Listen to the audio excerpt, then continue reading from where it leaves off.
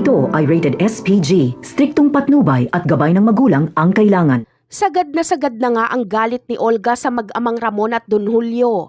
Pareho kasi siyang nasakta ng mga ito ng isang gabi lang. Ayon kasi kay Don Julio ay sumusobra na daw umano kasi ang pangingialam ni Olga sa buhay ni Ramon, kaya tama lang daw ang ginawa sa kanya ni Ramon na pananakal. Kaya naman, pagkatapos nga ng kaguluhan nila Olga, Don Julio at Ramon ay agad na siyang dumiretso sa kanyang kwarto para doon ilabas ang sama ng kanyang loob.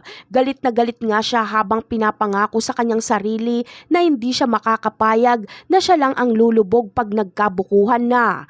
Ayon sa kanya ay idadamay niya daw umano si Marites at lahat ng mga taong may atraso sa kanya. Ngunit kahit anong gawin ngang plano ni Olga na pagpaslang kay Marites ay hindi niya ito mapaslang kahit noong hindi pa ito protektado ni Ramon. Kaya ngayong alam na ni Ramon na may bantana sa buhay ni Marites ay siguradong mas mahihirapan si Olga na paslangin ito. Kaya mag-iiba siya ng plano. Sa ngayon ay mas uunahin niya muna kung anong magpapahina kay Ramon. Ito ay ang tapusin na si Don Julio. Iniisip kasi ni Olga na pag mawala na si Don Julio ay mababawasan ang tibay ni Ramon dahil isa si Don Julio sa mga poste na sumusuporta kay Ramon. Kaya pag mawala ito ay siguradong hihina ang puwersa ni Ramon at doon niya na uunti-untiin na pabagsakin ito hanggang hindi na ito makaahon pa.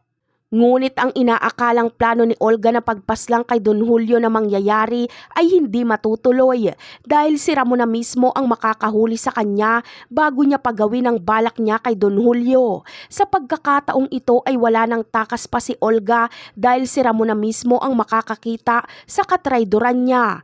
At dito na rin marirealize ni Ramon na pakinggan ang pakiramdam niyang baka impostor din ang ipinakilala sa kanyang anak ni Olga. Kaya sa susunod na pagkikita ni Ramon at Marites ay dito niya nakaklaruhin kay Marites kung tama ba ang anak na pinag-uusapan nila. Magpapakita ng larawan si Ramon ni David at dito ay mariing itatanggi ni Marites na hindi ngayon ang anak nilang si Tanggol. Kaya dito na makukumpirma ni Ramon ang lahat at magbabayad ang dapat magbayad. Kaya abangan na lang natin yan. Bye!